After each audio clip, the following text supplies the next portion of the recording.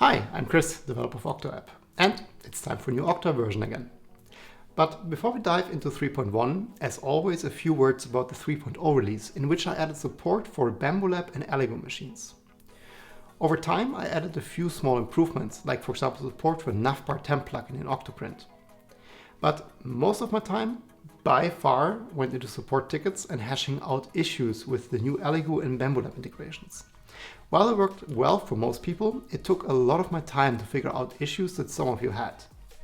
And this is also why 3.1 is a rather small update. There are two new features though. The first one is for everyone. OctoApp finally has dedicated controls for what I call power devices on the main control screen.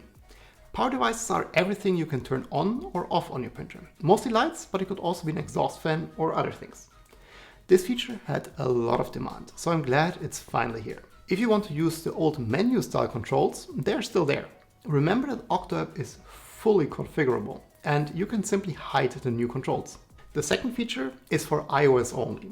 It took me a while due to some internal dependencies, but OctoApp now supports iOS 26 new liquid glass UI. If you open OctoApp, you will be greeted by a lot of new glass effects all over the app.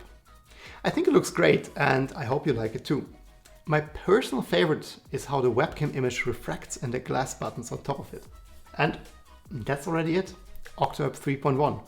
As I said, it's a small update due to the time spent on support tickets. But I have big plans for 2026, so stay tuned. Make sure to subscribe for updates and also feel free to drop into my weekly 3D printing live streams, where we build printers and other things. As always, enjoy the app and happy printing!